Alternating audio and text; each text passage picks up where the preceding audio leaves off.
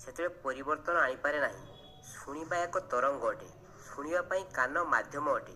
ଶୁଣିବା ସଫଳ ହେଲେ ଶୁଣିବା ରକ୍ତରେ ପ୍ରବାହିତ ହେବାକୁ ଲାଗେ ଏବଂ ତାହା ସ୍ନାୟୁ ଏବଂ କୋଷମାନଙ୍କୁ ଛୁଇଁଥାଏ।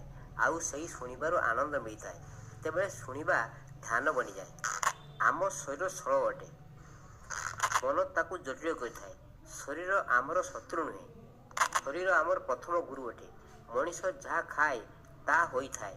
ଏହା ଅସ୍ତିତ୍ୱର ବିଜ୍ଞାନ ଅଟେ। ଭୋଜନ ମଣିଷର ଚେତନାକୁ ଆକାର ଦେଇଥାଏ। ତାମସିକ ଭୋଜନ ଯୋଗୁଁ ମନ ଉଦ୍ଦୀପିତ ହୋଇଥାଏ। ମନରେ ଅଶାନ୍ତି ସୃଷ୍ଟି ହୋଇଥାଏ। ମଣିଷ ଯଦି କୃତଜ୍ଞତା ଓ ପ୍ରେମରେ ଖାଏ ସେ ଖାଦ୍ୟ ପ୍ରସାଦ ବନିଯାଏ। ମଣିଷ ଯଦି ଘୃଣା, ଲଜ୍ଜା, ଭୟ, କ୍ରୋଧରେ ଖାଏ ସେ ଖାଦ୍ୟ ବିଷ ବନିଯାଏ। ମଣିଷ ପାଟିରେ ଯେଉଁ ଲାଳ ବା ଟାଇଲିନ୍ ଅଛି ତାହା ଖାରିୟ ଏବଂ ଅଳ୍ପ ଅମ୍ଳୀୟ ଅଟେ। ଖାଦ୍ୟକୁ ଚୋବାଇ ପାଣି ପରି କରି ଗିଳିଲେ ପେଟରେ ଏସିଏଲ୍ ଅମ୍ଳ ସହିତ ସନ୍ତୁଳିତ ହୋଇ ପେଟରେ ଅମ୍ଳ ସୃଷ୍ଟି ହୁଏ ନାହିଁ। ପେଟ ସଦାସର୍ବଦା ସ୍ୱାଭାବିକ ରହିଥାଏ। ସଚେତନ ହୋଇ ଖାଦ୍ୟ ଖାଇଲେ ଶରୀର କମ୍ ଖାଦ୍ୟରେ ସନ୍ତୁଷ୍ଟ ହୋଇଥାଏ।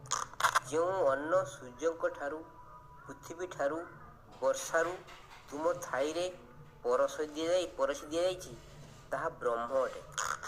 ମଣିଷ ଯେତେବେଳେ ଭୋଜନକୁ ଧ୍ୟାନ, ଶ୍ୱାସକୁ ପ୍ରାର୍ଥନା, ମୌନକୁ ନିଜ ଘର ପରି ଅନୁଭବ କରିବ ସେତେବେଳେ ନିଜ ମଧ୍ୟରେ ଏକ ସୁଗନ୍ଧ ପୂରିଯିବା ପରି ମନେ କରିବ। ଏହି ତିନିର ଅନୁଭବ ସତ୍ୟ ମଧ୍ୟରେ ଅବସ୍ଥାନ ଅଟେ। ମନେ ରଖ, ସତ୍ୟ ବିଶ୍ୱବ୍ରହ୍ମାଣ୍ଡର ଆଧାର ଅଟେ।